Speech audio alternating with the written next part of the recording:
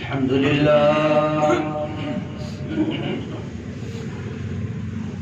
الحمد لله نحمده ونستعينه ونستغفره ونؤمن به ونتوكل عليه ونعوذ بالله من شرور أنفسنا ومن سيئات أعمالنا من يهده الله فلا مضل له ومن يضلله فلا هادي له ونشهد أن لا إله إلا الله وحده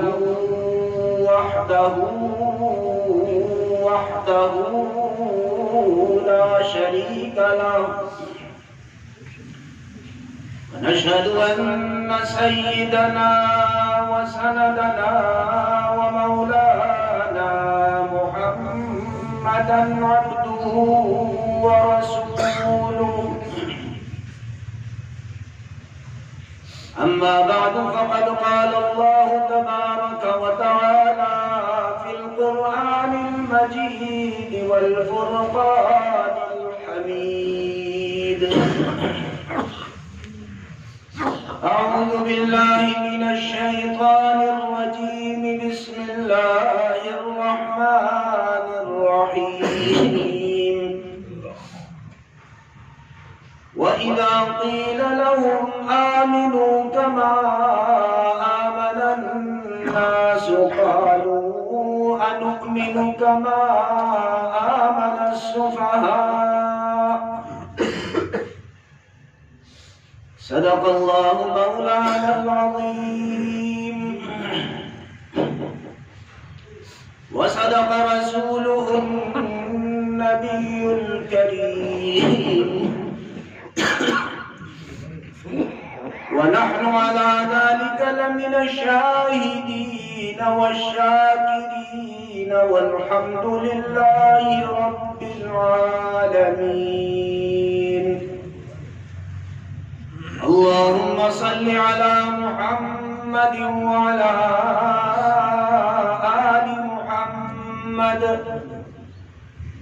كما صليت على إبراهيم وعلى آل إبراهيم إنك حميد مجيد. معزز سامعین کرام،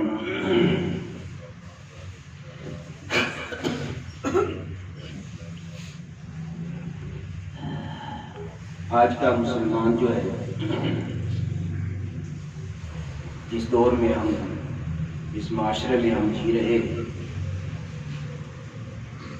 آج کل عام طور پہ جو عام مسلمان ہے یہ اپنی بنیاد کو بھولا ہوا ہے. انسان جو ہے، خاص طور پر مسلمان، اس کی جو بنیاد ہے، اسلامی بنیاد، وہ ہے صحابہ کرام رضوان اللہ علیہم اجمعین. بنیاد کہا جاتا ہے جس سے کام کی ابتدا ہو، جس سے کوئی کام شروع ہو، اس کو کیا کہتے ہیں؟ بنیاد. آپ ایک مکان تعمیر کرتے ہیں، عمارت تعمیر کرتے ہیں، زمین کو کھودتے ہیں، سریا ڈالتے ہیں، پھر وہ زمین کے اندر اس کی بنیاد بناتے ہیں، وہاں سے اس کو شروع کرتے ہیں. اور جب عمارت کا رشتہ بنیاد سے مضبوط ہوگا تو وہ عمارت مضبوط ہوگی. اگر کسی عمارت کا رشتہ بنیاد سے مضبوط نہیں ہوگا تو وہ عمارت کمزور ہوگی. اگر ہم غور کریں، اسلامی عقائد کی، دین کی اور مذہب کی جو بنیاد ہے وہ ہے صحابہ کرام رضوان اللہ علیہم اجمعین. اللہ کے نبی صلی اللہ علیہ وسلم معمار ہیں، اسلام کی عمارت کو تعمیر کرنے والے ہیں. اور اللہ کے نبی صلی اللہ علیہ وسلم نے جب اس عمارت کی تعمیر شروع کی تو اس عمارت کے اندر جو سب سے پہلی اینٹیں لگی ہیں ان کو کہتے ہیں صحابہ. اور صحابہ کی تعریف، اسلام کی اس بنیاد کی تعریف قرآن نے خود کی ہے، اور صحابہ کا نقشہ قرآن نے خود کھینچا ہے، صحابہ کا مقام قرآن نے خود بیان کیا ہے، اس کو قرآن نے تاریخ پر نہیں چھوڑا۔ ہم غلط فہمی میں کیوں ہیں کہ ہم صحابہ کو تاریخ کی نظر میں دیکھتے ہیں، لیکن صحابہ کیونکہ اسلام کی بنیاد ہے، اسلامی عقائد کی بنیاد ہے، اسلامی مذہب کی بنیاد ہے، تو صحابہ انسانی تاریخ کے اندر وہ لوگ ہیں جن کو تاریخ کی نظر میں نہیں دیکھا جائے گا، جن کو قرآن و سنت کی نظر میں دیکھا جائے گا۔ اور جب ہمارا رشتہ صحابہ سے مضبوط ہوگا، کیونکہ صحابہ بنیاد ہے اسلام کی اور مسلمانوں کی، تو جب ہمارا رشتہ صحابہ سے مضبوط ہوگا تو ہمارا اسلام بھی مضبوط ہوگا۔ اگر ہمارا رشتہ صحابہ سے مضبوط نہیں اور کوئی شخص صحابہ سے بدظن ہے تو اس کا اسلام بھی مضبوط کبھی نہیں ہوگا۔ آج بھی اگر آپ غور کر لیں، جو لوگ صحابہ کو نہیں مانتے، جو لوگ صحابہ سے بدظن ہیں، ان کا نہ کلمہ صحابہ والا ہے، نہ نماز صحابہ والی ہے، نہ روزہ صحابہ والا ہے، ان کی کوئی چیز صحابہ والی نہیں۔ اور جو صحابہ کو ماننے والے ہیں ان کی ہر چیز صحابہ سے مطابقت رکھتی ہے۔ پتہ چلا جو صحابہ کو ماننے والے ہیں ان کا اسلام مضبوط ہے، اور جو صحابہ کو ماننے والے نہیں ہیں ان کا اسلام کمزور ہے۔ میرے محترم سامعین کرام، قرآن مجید نے ایک اصول بیان کیا۔ صحابہ کو میں نے کیا کہا، کس کی نظر میں دیکھیں گے؟ قرآن کی نظر میں۔ قرآن نے ایک اصول بیان کیا، اور وہ آیت میں نے آپ کے سامنے تلاوت کی ہے۔ قرآن نے یہ اصول بیان کیا ہے کہ جو شخص صحابہ کے بارے میں جو رائے رکھے گا، جو شخص صحابہ کے بارے میں جو الفاظ کہے گا، بعینہ ہی جو رائے رکھتا ہے، جو الفاظ صحابہ کے بارے میں کہہ رہا ہے وہ خود ہے، کہنے والا وہ خود ہے۔ اب دیکھیں، قرآن مجید کو جب ہم سورہ بقرہ سے شروع کرتے ہیں تو اللہ رب العزت نے 3 طبقات کا تذکرہ فرمایا۔ سب سے پہلا طبقہ ایمان والوں کا ہے۔ 3 آیتوں میں اللہ نے اس کا تعارف کروا دیا۔ الذین یقیمون الصلاۃ ویؤتون الزکاۃ، شروع کی جو پہلے سپارے کی آیتیں ہیں، اولئک هم المفلحون تک 3 آیتوں کے اندر اللہ رب العزت نے تعارف کروا دیا۔ دوسرا ہے کافر، ان الذین کفروا سواء علیہم انذرتهم ام لم تنذرهم لا یؤمنون ختم اللہ علی قلوبہم وعلی سمعہم وعلی ابصارہم غشاوۃ ولہم عذاب عظیم۔ یہ 2 آیتوں میں کافروں کا تعارف بھی کروا دیا۔ تیسرا جو طبقہ ہے، پورے ایک رکوع کے اندر اللہ رب العزت اس کا تعارف کروا رہا ہے، پورے ایک رکوع کے اندر۔ یہ کون سا طبقہ ہے؟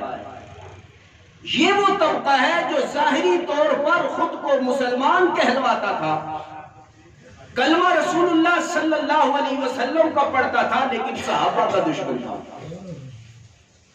تیسرا وہ طبقہ ہے، اور اللہ کے نبی صلی اللہ علیہ وسلم کے زمانے کے اندر یہ جو لوگ تھے جن کا تعارف کروایا گیا، جو ظاہری طور پر صحابہ کے ساتھ تھے، ظاہری طور پر امام الانبیاء کا کلمہ پڑھنے والے تھے، لیکن اندر سے صحابہ کا بغض رکھا کرتے تھے، قرآن نے پورے رکوع کے اندر ان کا تعارف کروایا۔ اور یہ کون تھے؟ اس وقت منافقین۔ بات سمجھے؟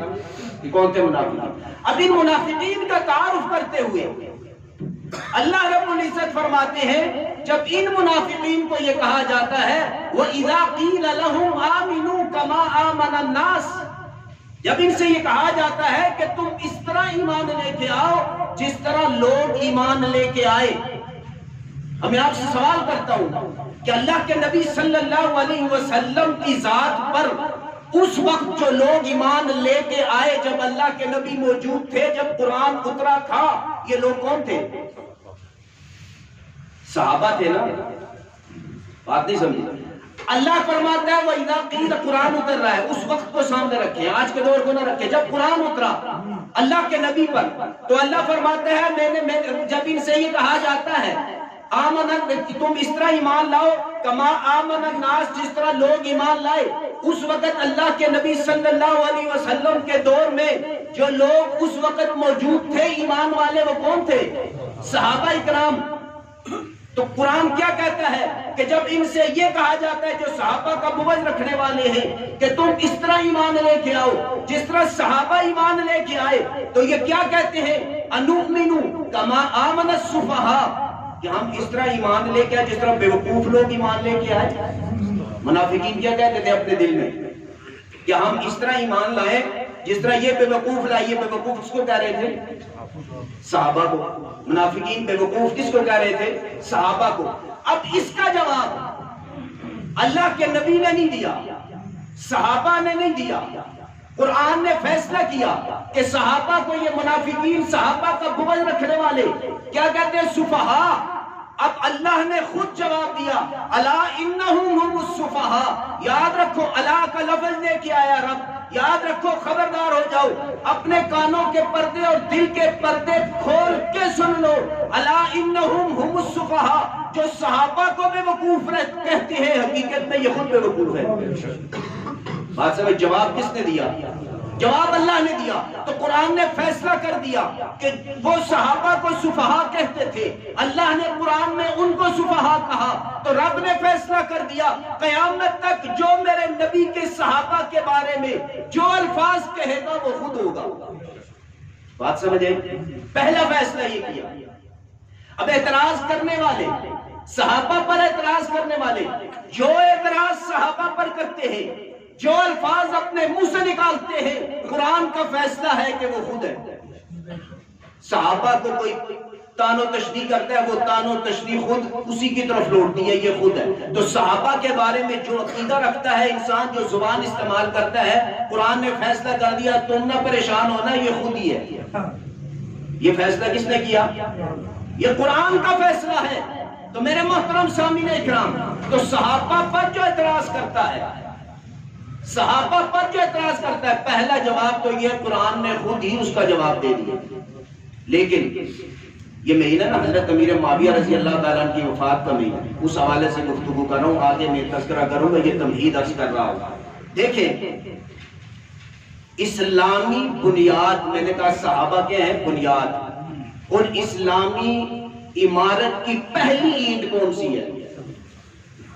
جو پہلی اینٹ سمجھے اسلامی بنیاد کی، وہ کون ہے؟ حضرت ابو بکر صدیق رضی اللہ تعالیٰ عنہ۔ حضرت ابو بکر صدیق، تو سب سے پہلے حضرت ابو بکر صدیق رضی اللہ تعالیٰ عنہ پر بھی اعتراض کیا گیا۔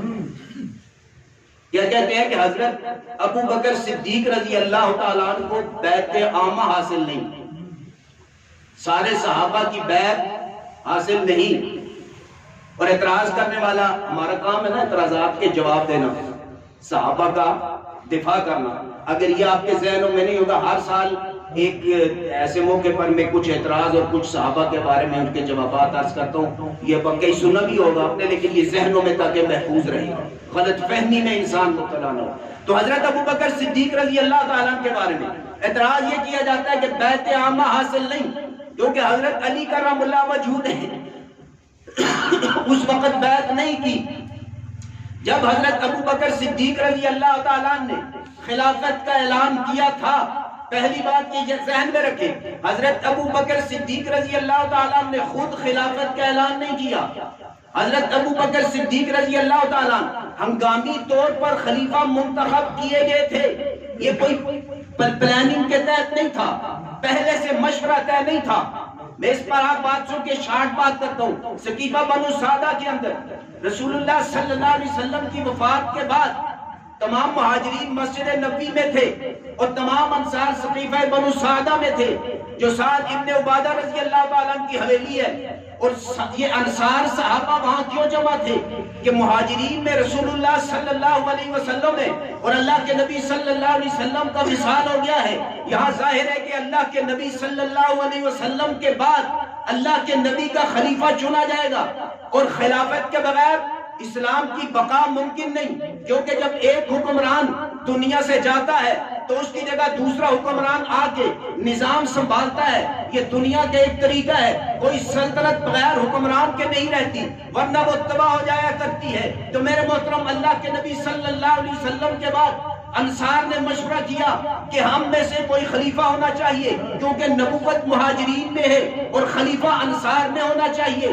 کیونکہ صحابہ کے دو گروہ ہیں. ایک کو مہاجرین کہا جاتا ہے, ایک کو انصار کہا جاتا ہے. ایک صحابی آئے, انہوں نے دیکھا سقیفہ بنو سعدہ کے اندر ایک مشورہ ہو رہا ہے. مسجد نبی کے اندر آئے کیونکہ اللہ کے نبی صلی اللہ علیہ وسلم کے غم کے اندر تمام مہاجرین مسجد نبی کے اندر موجود تھے. انہوں نے آ کے یہ بات بتائی حضرت عمر رضی اللہ تعالیٰ عنہ کو کہ حضرت ابو بکر صدیق کو بتائی کہ سقیفہ بنو سعدہ کے اندر انصار سارے کے سارے جمع ہیں اور خلافت پر مشورہ کر رہے ہیں. یہاں سے حضرت ابو بکر صدیق کے, حضرت ابو عبیدہ ابن الجراح کے, حضرت عمر, 3 صحابہ کے اور کسی کو پتہ نہیں. یہ تینوں جب سقیفہ بنو سعدہ کے اندر پہنچے, سعد ابن عبادہ بزرگ صحابی تھے, وہ درمیان میں بیٹھے ہوئے تھے اور ارد گرد سارے انصار صحابہ بیٹھے ہوئے تھے. مشورہ یہ ہو رہا تھا کہ اللہ کے نبی کا خلیفہ کس کو منتخب کیا جائے. ادھر سے حضرت ابو بکر صدیق جب داخل ہوئے, انصار صحابہ خاموش ہو گئے. کیوں خاموش ہو گئے؟ وہ سمجھ گئے یہ تو وہی آ گیا ہے جس کو اللہ کے نبی نے خود مصلی امامت دیا تھا. وہ تو خود آگے جن کو اللہ کے نبی نے ہمارے دین کا امام بنایا تھا. اب جہاں پہنچے صورت حال واضح ہوئی تو حضرت ابو بکر صدیق رضی اللہ تعالیٰ عنہ نے ایک حدیث بیان کی. فرمایا کہ اے انصار, اللہ کے نبی فیصلہ کر چکے ہیں الائمۃ من قریش کہ میرے بعد جو خلیفہ اور امام ہوگا وہ قریش سے ہوگا. یہ فیصلہ کون کر گیا؟ اللہ کے نبی. الائمۃ من قریش کہ میرے بعد جو امام اور خلیفہ آئے گا وہ قریش سے ہوگا. جب اللہ کے نبی کی بات سامنے آ گئی تو انصار صحابہ سارے خاموش ہو گئے کیونکہ رسول اللہ صلی اللہ علیہ وسلم کی بات کے آگے صحابہ سر جھکاتے تھے. یہ صحابیت کا مقام. اب خاموش ہو گئے تو حضرت ابو بکر صدیق رضی اللہ تعالیٰ کے ذہن میں تھا کہ حضرت عمر کو خلیفہ منتخب کیا جائے. میں نے کہا کوئی یہ پلاننگ کے تحت نہیں تھا, کیا تھا حضرت عمر کو خلیفہ بنایا جائے. لیکن حضرت عمر نے فوراً ہاتھ حضرت ابو بکر صدیق کا پکڑا اور کہا میں نے حضرت ابو بکر صدیق کے ہاتھ پر بیعت کر لی. یہ سارا معاملہ ہوا اچانک. یہ سارا معاملہ کیا ہوا؟ یہ اچانک ہوا. اب جب حضرت عمر نے بیعت کی تو باقی صحابہ انصار نے بھی بیعت کر لی. اب جب یہ معاملہ مسجد مہاجرین کے اندر گیا, مسجد نبی کے اندر, تو مہاجرین نے بھی بیعت کر لی. حضرت علی نے بیعت نہیں کی. اس وقت حضرت علی نے بیعت نہیں کی, جو سب سے بڑا اعتراض کرتا ہے حضرت علی نے بیعت نہیں کی. تو یہ حضرت علی سے ہم پوچھیں گے نا آپ نے بیعت کیوں نہیں کی؟ میری بات نہیں سمجھی. حضرت علی نے اگر بیعت نہیں کی رضی اللہ تعالیٰ تو اس کا جواب کون دیں گے؟ حضرت علی. میں اور آپ رائے قائم کر سکتے ہیں کیوں نہیں کی؟ حضرت ابو بکر صدیق رضی اللہ تعالیٰ نے حضرت علی سے یہ نہیں کہا بیعت کرے, انہوں نے بھی نہیں کی. حضرت ابو بکر صدیق نے نماز پڑھائی, حضرت علی نے پیچھے نماز پڑھی. ایک صاحب نے پوچھا, ایک شخص نے آپ نے بیعت نہیں کی, کہا میں حضرت فاطمہ بیمار تھی تیمارداری کے اندر, اس کے بعد فیصلہ کروں گا. حضرت فاطمہ کے وصال کے بعد حضرت علی خود آئے. اب پوچھے حضرت علی سے کیوں بیعت نہیں کی؟ اس کا جواب نہ میں دے سکتا ہوں نہ اعتراض کرنے والا دے سکتا ہے. اس کا جواب کون دے گا؟ حضرت علی. حضرت علی آئے اپنی مرضی سے. حضرت ابو بکر صدیق رضی اللہ تعالیٰ کے ہاتھ پر بیعت کی اور یہ اعلان کیا, مستدرک حاکم کے اندر روایت موجود ہے, اعلان کیا کہ جس کو اللہ کے نبی نے ہمارے دین کا امام بنایا تھا ہم نے اس کو اپنی دنیا کا بھی امام تسلیم کر لیا. دیکھیے جواب کون دے رہا ہے؟ حضرت علی. اپنی مرضی سے بیعت کی, وقفے کے بعد بیعت کی. لیکن مجھے دوسری بات بتائیں, ایک فیصلہ ہوتا ہے فوری, ایک فیصلہ ہوتا ہے سوچ و بچار کے بعد. فوری فیصلہ زیادہ اہمیت کا حامل ہوتا ہے یا سوچ و بچار کے بعد فیصلہ اہمیت کا حامل ہوتا ہے؟ سوچ و بچار کے بعد جو فیصلہ کیا جائے وہ اہمیت کا حامل ہوتا ہے. صحابہ نے فوراً فیصلہ کیا, حضرت علی نے سوچ و بچار کے بعد فیصلہ کیا, تو اس سے تو حضرت علی رضی اللہ تعالیٰ کی بیعت اور پختہ ہو گئی. اس میں کوئی اعتراض کرنے والی بات ہے؟ تو اس لیے اب حضرت علی نے دوسری وجہ بھی بیان کی, وہ بھی سن لیں کہ میں نے اس وقت بیعت کیوں نہیں کی.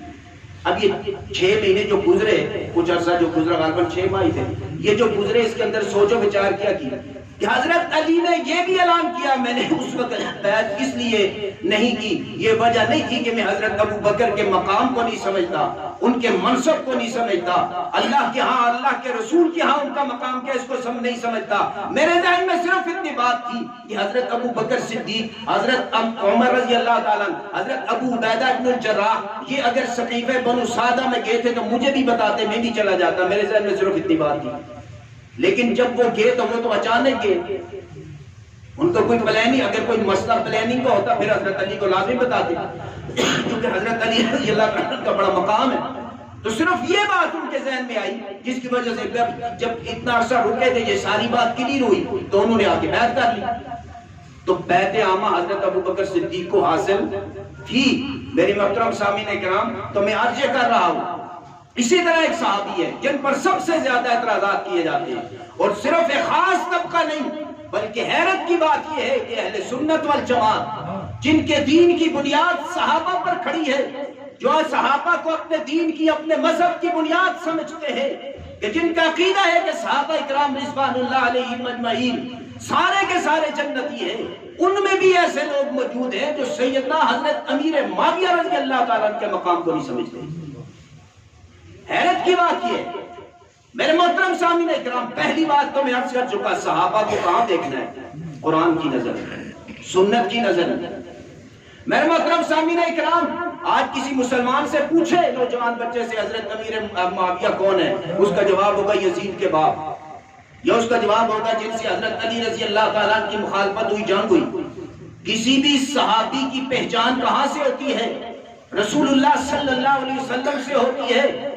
صحابی کا تعارف امام الانبیاء سے شروع ہوتا ہے، جہاں سے اسلام کی بنیاد رکھی گئی وہاں سے شروع ہوتا ہے۔ اور اگر پوچھا جائے کہ حضرت امیر معاویہ کون ہے، اس کا جواب یہ نہیں ہے کہ وہ حضرت علی سے جن کا جھگڑا ہوا، اس کا جواب یہ بھی نہیں ہے کہ یزید کے باپ ہے، بلکہ اس کا جواب یہ ہے کہ حضرت امیر معاویہ کاتب وحی ہے، حضرت امیر معاویہ امام الانبیاء محمد الرسول اللہ صلی اللہ علیہ وسلم کے صحابی ہے، حضرت امیر معاویہ رسول اللہ صلی اللہ علیہ وسلم کے سالہ ہے، حضرت امیر معاویہ اس امت کے ماموں ہے۔ یہ حضرت امیر معاویہ رضی اللہ تعالیٰ عنہ کا تعارف ہے۔ یہ تعارف نہیں ہے کہ وہ یزید کے باپ ہے، یہ تعارف بھی نہیں ہے کہ وہ حضرت علی کرم اللہ وجہہ سے جنگ کرنے والے ہیں۔ کہاں سے تعارف شروع ہوگا؟ امام الانبیاء محمد الرسول اللہ صلی اللہ علیہ وسلم سے۔ اور پھر صحابی کس کو کہتے ہیں؟ ایک اور بات سمجھ لیں، صحابی کہتے ہیں من لقی النبی صلی اللہ علیہ وسلم ومات علیہ، کہ جو رسول اللہ صلی اللہ علیہ وسلم سے جس نے ملاقات کی ہو ایمان کی حالت میں اور اسی پر مر گیا ہو، وہ کون ہے؟ صحابی۔ اب عربی کے اندر دو لفظ ہوتے ہیں ملاقات کے لیے، ایک ہے لقیہ اور ایک ہے زیارت۔ لقیہ ایسی ملاقات جس میں ملنے کا ارادہ نہ ہو، اس کو کیا کہتے ہیں؟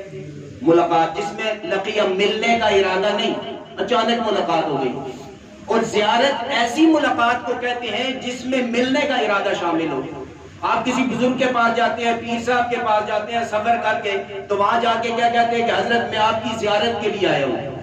اس ملاقات کا مطلب یہ ہے کہ میں اپنے ارادے سے آپ کی زیارت کرنے کے ارادے سے چل کے آیا ہوں، یہ پہلے سے میرا ارادہ تھا کہ میں آپ سے ملاقات کروں۔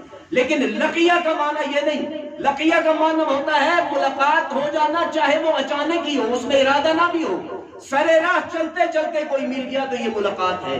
اور جہاں صحابی کی تعریف ہے وہاں زیارت کا لفظ نہیں کہ کوئی اپنے ارادے سے امام الانبیاء صلی اللہ علیہ وسلم کے پاس چل کے گیا، نہیں، ایک کلمہ گو ہے، کلمہ پڑا ہوا ہے، وہ اپنے ارادے سے رسول اللہ صلی اللہ علیہ وسلم کی زیارت کے لیے بھی نہیں جاتا، وہ سر راہ چل رہا ہے مسلمان، اچانک امام الانبیاء صلی اللہ علیہ وسلم سے ملاقات ہو گئی، آقا کے چہرے پہ اچانک نگاہ پڑ گئی، اچانک ملنے کا ارادہ نہیں، ایمان والا تھا، یہ صحابی ہے، ارادے سے نہیں گیا، چلتے چلتے اچانک امام الانبیاء سے ملاقات ہو گئی، کلمہ گو تھا، اللہ کے نبی کے چہرے کی ایک لمحے کے لیے زیارت ہو گئی، اگر نابینا ہے زیارت نہیں ہوئی صرف ملاقات ہو گئی تو یہ چند لمحوں میں یا ایک لمحے کی ملاقات نے اس کو صحابی بنا دیا اور اس کا مقام اتنا بڑھ گیا کہ ساری امت کے لوگ اولیاء سمیت مل کے بھی اب اگر اس کے مقابلے میں پہنچنا چاہے نہیں پہنچ سکتے. یہ ایک لمحے کی ملاقات وہ صحابی ہے. تو وہ صحابی جو اللہ کے نبی کی خدمت میں رہے ہوں، وہ صحابی جو کاتب وحی ہوں، وہ صحابی جن کے ذمے اللہ کے نبی نے ذمہ داریاں عائد کی ہوں، وہ صحابی جو امام الانبیاء کے ساتھ میدان جنگ کے اندر اترے ہوں، وہ صحابی جنہوں نے سب سے پہلے سمندری جنگ کی ہو، حضرت امیر معاویہ، ان کے بارے میں تیرا کیا خیال ہے؟ صحابی کو کہاں دیکھیں گے؟ کہا یہ آتا ہے، اعتراض یہ کیا جاتا ہے کہ حضرت امیر معاویہ رضی اللہ تعالیٰ باغی تھے. اعتراض کرنے والا کیوں کا کیا کہتا ہے؟ تاریخ کی نگاہ میں دیکھتا ہے کہ حضرت امیر معاویہ باغی تھے. وجہ کیا بغاوت کی؟ کہ حضرت علی کرم اللہ وجہہ رضی اللہ تعالیٰ حیدر کرار خلیفہ برحق تھے. بالکل خلیفہ برحق تھے کہ نہیں؟ خلیفہ برحق تھے، خلیفہ راشد تھے. کہنے والا کہتا ہے کہ ایک خلیفہ برحق اور خلیفہ راشد کے خلاف نکلنا اور ان کی خلافت کو تسلیم نہ کرنا، ان کے خلاف خلافت کا دعویٰ کرنا، یہ بغاوت ہے. اعتراض سمجھ آیا؟ خلیفہ برحق ہے حضرت علی، ان کے خلاف حضرت امیر معاویہ نکلے. ان کے خلاف جب نکلے تو کیا ہے؟ یہ بغاوت ہے. میرے محترم سب سے پہلے یہ بات سمجھے، باغی ہوتا کون ہے؟ سب سے پہلے باغی کی تعریف سمجھے. باغی کس کو کہتے ہیں؟ باغی وہ ہوتا ہے جس کا کسی جگہ لیگل قبضہ نہ ہو، لیگل قبضہ نہ ہو اور وہ قبضہ کرنا چاہتا ہو. وہ کون ہوتا ہے؟ باغی. مثال کے طور پہ سیدنا حضرت عثمان غنی رضی اللہ تعالیٰ عنہ کے خلاف ایک گروہ آیا جس نے حضرت عثمان غنی رضی اللہ تعالیٰ عنہ کو شہید کیا. یہ جو گروہ تھا یہ کیا چاہتا تھا کہ حضرت عثمان غنی رضی اللہ تعالیٰ عنہ سے خلافت لیں، حضرت عثمان غنی حکومت چھوڑیں. یہ حکومت پر قبضہ کرنا چاہتا تھا اور حکومت چھیننا چاہتا تھا. ان کو ہم کیا کہتے ہیں؟ باغی. ان کو باغی کیوں کہتے ہیں؟ کہ ان جو باغی موجود تھے ان کا نہ کسی شہر پر قبضہ تھا، نہ حکومت پر قبضہ تھا، نہ کسی صوبے پر قبضہ تھا، نہ کسی ملک پر قبضہ تھا. یہ ایک حکومت کے خلاف، ایک خلیفہ برحق کے خلاف نکلے اور یہ چاہتے تھے کہ وہ حکومت چھوڑیں اور دوسری حکومت آئی ہم حکومت کریں. تو یہ کیا تھے؟ باغی. کیونکہ ان کا قبضہ پہلے سے کسی جگہ نہیں تھا. لیکن حضرت امیر معاویہ رضی اللہ تعالیٰ عنہ کا تو حضرت علی کرم اللہ وجہہ کی خلافت شروع ہونے سے 20 سال پہلے سے شام پر قبضہ تھا. بات سمجھے نہیں سمجھے؟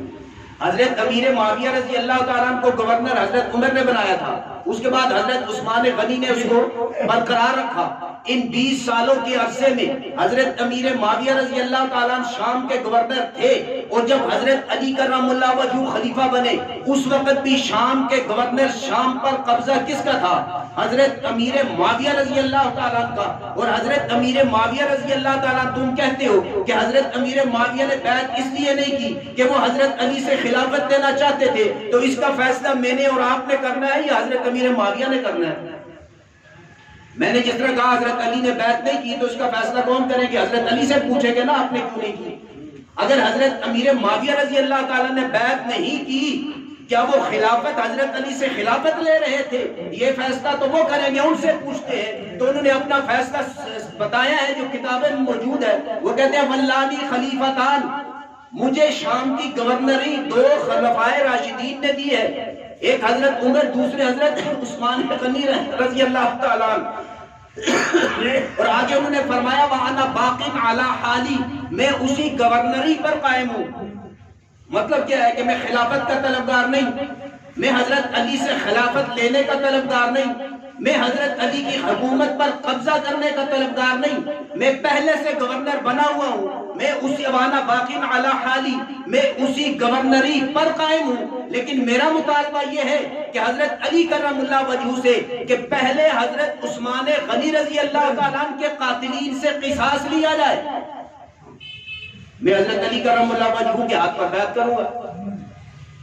قصاص لینا ایک شرعی کام ہے قصاص لینا ایک حضرت علی رضی اللہ تعالیٰ عنہ کو جو مطالبہ تھا وہ بھی غیر شرعی نہیں، وہ ایک شرعی مطالبہ ہے، قتل کے بدلے قتل، یہ فیصلہ قرآن نے کیا ہے۔ اب یہ کیا ہے کہ وہ حضرت امیر معاویہ یہ فرما رہے ہیں حضرت علی رضی اللہ تعالیٰ عنہ سے کہ پہلے قاتلین عثمان کو گرفتار کر کے آپ قصاص لیں۔ کیوں کہ قاتلین عثمان میں سے بہت سارے ایسے تھے جنہوں نے سیدنا حضرت علی کرم اللہ وجہہ کے ہاتھ پر بیعت کر لی تھی۔ حالات کو سامنے رکھ کے فیصلہ ہوتا ہے نا۔ اب حضرت علی کرم اللہ وجہہ کی جو حکومت نہیں تھی اور باقی بہت زیادہ تھے، ان کے سہولت کار تھے، ایک حکمران میں اپنے موافق فیصلہ کرنا ہوتا ہے۔ انہوں نے فرمایا، ان کے الفاظ آج بھی تاریخ میں موجود ہے کہ ہم ان کے مالک نہیں، اس وقت وہ ہمارے مالک ہیں۔ یملکوننا ولا نملکو، اس وقت تو ان کی اتنے مضبوط ہے، وہ ہمارے مالک ہیں۔ یعنی اس وقت اگر ہم نے قصاص لیا تو سب سے قصاص لینا بھی ممکن نہیں، اور پھر ایک بغاوت ہو جائے گی، حکومت پھر غیر مستحکم ہو جائے گی۔ اب یہاں حضرت امیر معاویہ رضی اللہ تعالیٰ عنہ نے عرض کیا اگر آپ قصاص نہیں لے سکتے تو پھر مجھے اجازت ہے، میں لیتا ہوں، جو کہ حضرت امیر معاویہ طاقتور تھے، وہ تو 20 سال سے گورنر تھے، 20 سال سے شام میں حکومت کر رہے تھے، وہاں افراتفری بھی نہیں تھی، تو انہوں نے کہا پھر میں قصاص لیتا ہوں۔ اب یہاں سوال یہ پیدا ہوتا ہے کہ حضرت، اب پہلے بات یہ سمجھ، یہاں یہ پتا چلا کہ حضرت امیر معاویہ حضرت علی رضی اللہ عنہ کی خلافت پر قبضہ نہیں کرنا چاہتے، تو باقی کو ہوتا ہے جس کا پہلے سے قبضہ نہ ہو اور وہ قبضہ کرنا چاہتا ہو۔ حضرت امیر معاویہ کا شام پر پہلے سے قبضہ ہے اور وہ خلافت پر قابض بھی نہیں ہونا چاہتے، تو آپ کیسے کہہ سکتے وہ باقی تھے؟ یا دوسرا سوال یہ پیدا ہوتا ہے کہ پھر حضرت امیر معاویہ رضی اللہ تعالیٰ عنہ اتنا سخت فیصلہ کیوں کیا، خاموش ہو جاتے ہیں؟ حضرت علی کرم اللہ وجہہ پر ان کو اعتماد نہیں تھا، نعوذ باللہ، ایسی بات بھی نہیں، سوال کرنے والا کوئی بھی سوال کر سکتا ہے نا۔ اب بحیثیت انسان، صحابی کون ہے؟ انسان ہے کہ نہیں؟ جیسے آپ انسان، میں انسان، صحابی بھی کون ہے؟ انسان ہے۔ حضرت اگر اس کی بیک گراؤنڈ دیکھیں کہ حضرت امیر معاویہ رضی اللہ تعالیٰ عنہ فوری قصاص کیوں چاہتے تھے، اگر ہم ان حالات پر نظر ڈالیں تو ہم اس نتیجہ پر پہنچتے ہیں کہ اگر ہم میں سے بھی کوئی ہوتا یہی مطالبہ کرتا، بحیثیت انسان، بحیثیت انسان، ہم میں سے کوئی ہوتا وہ بھی یہی مطالبہ کرتا۔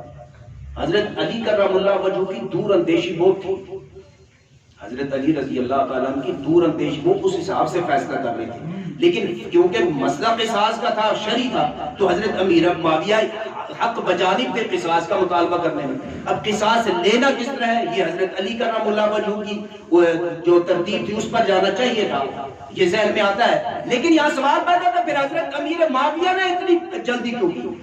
اس کی وجہ یہ ہے کہ پھر بیک گراؤنڈ دیکھیں، بیک گراؤنڈ کیا ہے؟ جب حضرت عثمان غنی رضی اللہ تعالیٰ عنہ کا مقام اور مرتبہ اتنا تھا، ہم تو صرف جب تاریخ پڑھتے ہیں نا، ہم یہ نہیں دیکھتے کہ وہ جانے والے کا مقام اور مرتبہ کیا تھا۔ مقام اور مرتبہ پہلے میں عرض کر دوں پھر بات بتاتا ہوں۔ دیکھیں رسول اللہ صلی اللہ علیہ وسلم حدیبیہ کے مقام پر جب گئے، حضرت عثمان غنی سفیر بنا کے بھیجے گئے تو ایک جھوٹی خبر آئی، ایک جھوٹی خبر آئی۔ خبر کیسی تھی؟ جھوٹی تھی، سچی نہیں تھی کہ حضرت عثمان کو شہید کر دیا گیا۔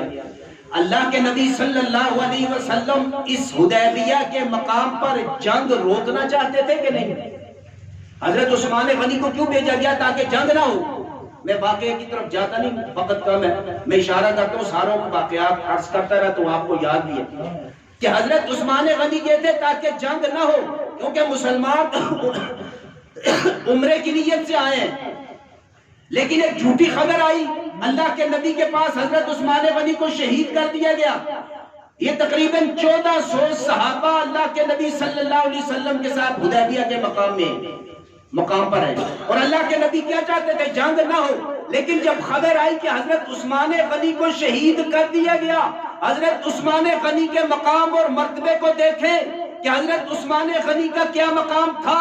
اللہ کے نبی جو جنگ کو ٹالنا چاہتے تھے، جب یہ جھوٹی خبر آئی، خبر بھی سچی نہیں، ایک غلط افواہ آئی، غلط فہمی پیدا ہو گئی کہ حضرت عثمان کو شہید کر دیا گیا ہے، وہی امام الانبیاء جو جنگ کو روکنا چاہتے تھے 1400 صحابہ کو حضرت عثمان غنی کے خون پر قربان کرنے کے لیے تیار ہوئے کہ نہیں ہوئے کہ نہیں ہوئے؟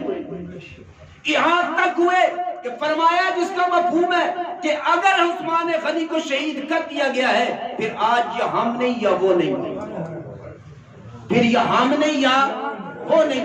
اور پھر صرف فیصلہ نہیں کیا بلکہ ایک درخت کے نیچے بیٹھ کر ہاتھ آگے بڑھا کر صحابہ سے قتال پر بیعت لی کہ یا ہم اپنی گردنیں کٹوائیں گے یا ان کی کاٹیں گے یا واپس نہیں جائیں گے۔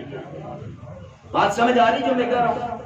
اور یہاں جب بیعت ہوئی، حالانکہ حضرت عثمان غنی شہید ہوئے نہیں ہوئے، اللہ کو پتا تھا نا شہید نہیں ہوئے، کیونکہ اللہ تو علام الغیوب ہے، لیکن حضرت عثمان غنی کا مقام اتنا ہے کہ میرے نبی کی عثمان کے خون پر بیعت رب کو اتنی پسند آئی، حالانکہ وہ شہید نہیں ہوئے۔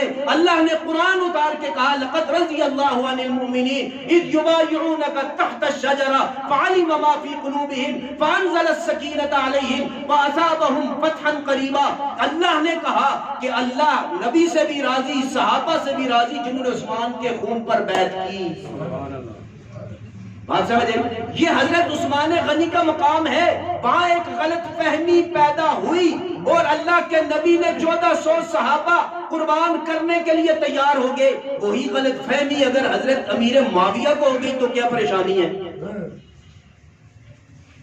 وہاں بھی غلط فہمی پر بنیاد پر بیعت لی نا اللہ کے نبی نے، قرآن نے فیصلہ کیا، تو یہاں وہی غلط فہمی حضرت عثمان غنی کا مقام اتنا تھا کہ ان کے خون پر یہاں غلط فہمی حضرت امیر معاویہ کو بھی پیدا ہو گئی۔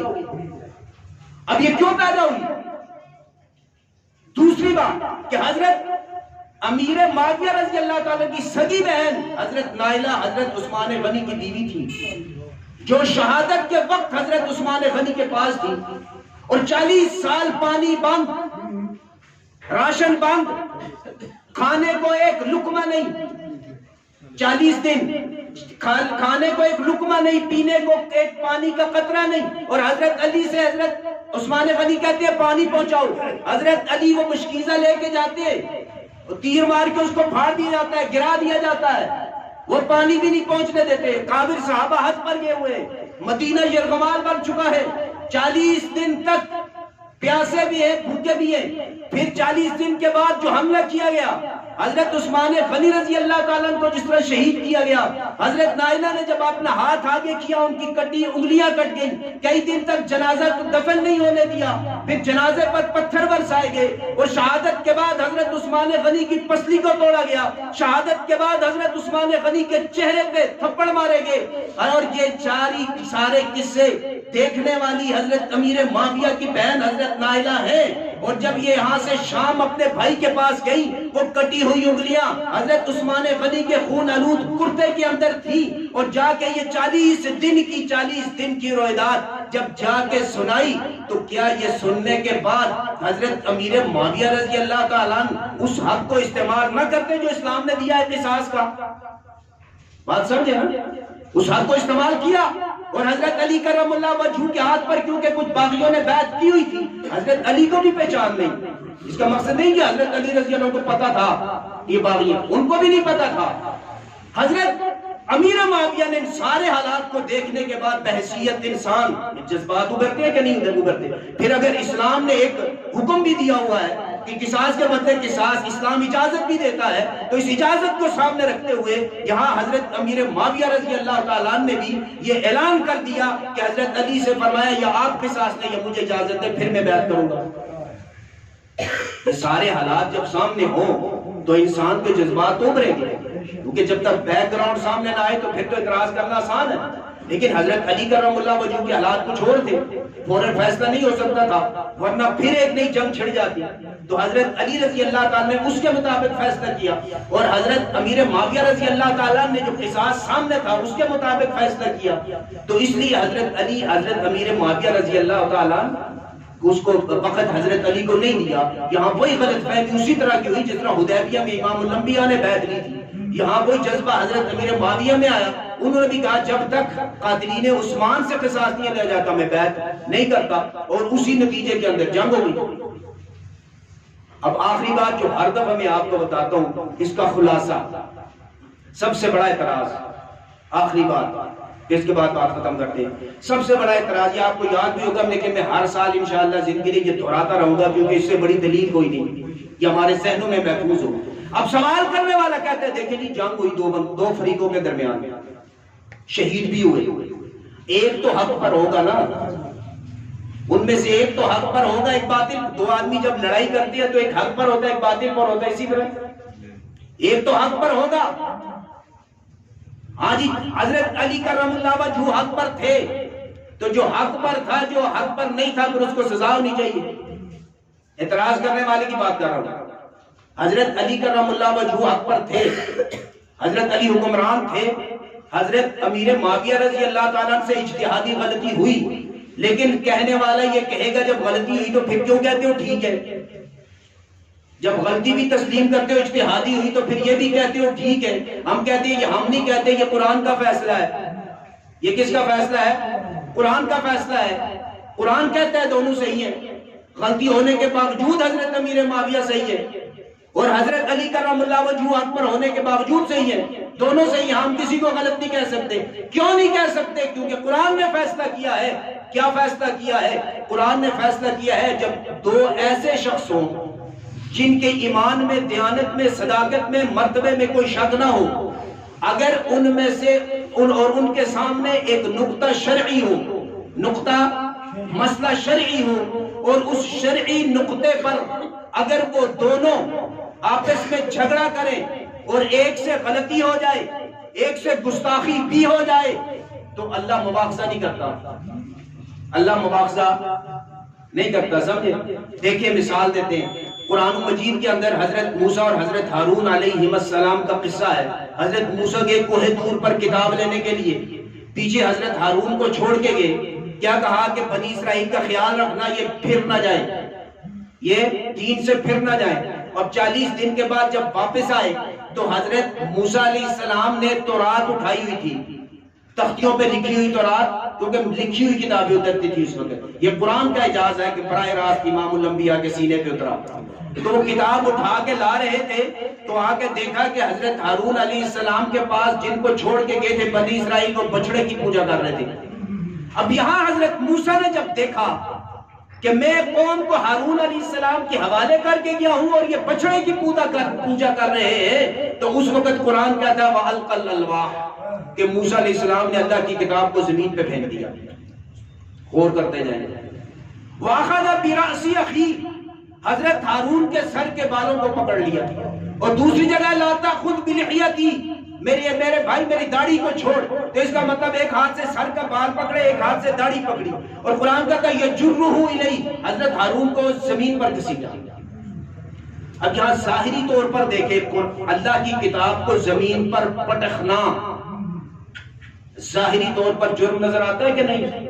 پھر ایک نبی کی داڑھی اور بالوں کو پکڑنا کھینچنا جرم نظر آتا ہے کہ نہیں؟ پھر یہ جرم ہو زمین پر گھسیٹنا، عام آدمی نبی کی طرف ہاتھ بڑھائے گستاخی سے تو کیا ہو جائے گا؟ کافر ہو جائے گا۔ یہاں حضرت ہارون بڑے بھائی ہیں، حضرت موسیٰ کے چھوٹے بھی نہیں ہیں، نبی بھی ہیں، اور حضرت موسیٰ نبی ہے وہ کھینچ رہے ہیں۔ اب اس سارے واقعے کے بعد حضرت موسیٰ نے اپنے رب سے کہیں معافی نہیں مانگی، معافی قرآن کہیں تذکرہ نہیں کرنا۔ اور دوسری جگہ جب وہ فرعونی کو مارا مکم مر گیا تو فوراً کہا رب انی ظلمت نفسی فاغفر لی فغفر لی۔ میں واقعہ نہیں عرض کروں گا، ٹائم نہیں ہے، کہ اللہ مجھے معاف کر دے، مجھ سے ظلم ہو گیا۔ وہ فرعونی کافر تھا، حربی تھا، لیکن مارا کیوں؟ اپنا مقصد سامنے تھا، اپنا غصہ سامنے تھا، تو وہ مر گیا، تو اس اپنے غصے کی وجہ سے رب سے معافی مانگی۔ اب یہاں اتنے بڑے ظاہری طور پر اتنی بڑی چیزیں ظاہر ہوئی، تورات کو پھینکنا، حضرت ہارون کے بالوں کو پکڑنا، ان کو گھسیٹنا، تو یہاں معافی کیوں نہیں مانگی؟ وجہ یہ کہ وہاں اپنے غصے کی وجہ سے مارا تھا، اگرچہ کافر تھا، لیکن یہاں جو حضرت ہارون سے جھگڑا ہوا اس کے سامنے ایک شرعی نقطہ توحید تھا، اور حضرت ہارون اور حضرت موسیٰ دونوں ایسی شخصیات ہیں نہ ان کی نبوت میں شک ہے، نہ امانت میں شک ہے، نہ دیانت میں شک ہے، نہ صداقت میں شک ہے۔ یہاں حضرت موسیٰ علیہ السلام سے غلطی ہوئی، حضرت موسیٰ علیہ السلام نے حضرت ہارون کو گھسیٹا اور کھینچا، لیکن حضرت موسیٰ علیہ السلام نے معافی نہیں مانگی۔ وجہ کیا ہے؟ پتہ چلا قرآن نے فیصلہ کر دیا جب دو ایسی شخصیات ہوں جو مقام مرتبے میں ایمان اور صداقت میں ایسے ہوں، ان میں شک نہ کیا جا سکتا ہو، ایک دوسرے کے حق میں گستاخی بھی کر دے لیکن سامنے شرعی نقطہ ہو تو اس پر اللہ مواخذہ نہیں کرتا۔ اگر اللہ مواخذہ کرتا تو حضرت موسیٰ معافی مانگتے کہ نہیں؟ بعینی ہی یہاں دیکھیں، نہ حضرت علی کرم اللہ وجہہ کی صحابیت میں شک ہے، نہ حضرت امیر معاویہ کی صحابیت میں شک ہے، نہ حضرت علی کی صداقت میں شک ہے، نہ حضرت امیر معاویہ کی صداقت میں شک ہے، نہ حضرت علی کے ایمان میں شک ہے، نہ حضرت امیر معاویہ کے ایمان میں شک ہے۔ دونوں امام الانبیاء کے صحابی، مقام صحابیت میں دونوں برابر، ایمان میں برابر، دیانت میں برابر، صداقت میں برابر۔ سامنے ایک شرعی نقطہ قصاص تھا، اگر یہاں حضرت امیر معاویہ رضی اللہ تعالیٰ عنہ سے حضرت علی کے حق میں گستاخی ہو بھی گئی ہے، بعینی ہی اس کی مثال وہی ہے جو حضرت موسیٰ سے حضرت ہارون کے حق میں ہوئی تھی۔ اگر وہاں مواخذہ نہیں ہے تو قرآن کا فیصلہ ہے یہاں بھی مواخذہ نہیں ہے، اس لیے ہم کہتے ہیں دونوں کے دونوں پر حق ہے۔ اگر حضرت امیر معاویہ سے غلطی ہوئی ہے، قرآن کی نظر میں رب مواخذہ نہیں کرے گا۔ پھر حضرت علی نے آخری بار فیصلہ کر دیا اور فرمایا کہ معاویہ تیرا بھی وہی رب، میرا بھی وہی رب، نہ تو مجھ سے ایمان میں بہتر نہ میں تجھ سے ایمان میں بہتر، ہم دونوں کا رب ایک ہے۔ اور کسی نے پوچھا اے علی کیا آپ کے شہداء بھی، امیر معاویہ کی شہداء بھی دونوں جنت میں جائیں گے؟ حضرت علی نے فرمایا انشاءاللہ دونوں جنت میں جائیں گے۔ پوچھا کیسے جائیں گے؟ یہاں تو آپ کی جنگ ہوئی ہے، ایک حق پر ایک باطل پر تو ہوگا۔ حضرت علی نے قرآن کی آیت پڑھی وَنَزَعْنَا مَا فِي صُدُورِهِم مِّن غِلٍّ إِخْوَانًا عَلَى سُرُرٍ مُتَقَابِلِينَ۔ اللہ اس وقت ہمارے دلوں سے قدورتیں نکال کے جنت میں بھیجتا ہے۔ اللہ سمجھ عمل کی توفیق دے، وما علینا الا البلاغ۔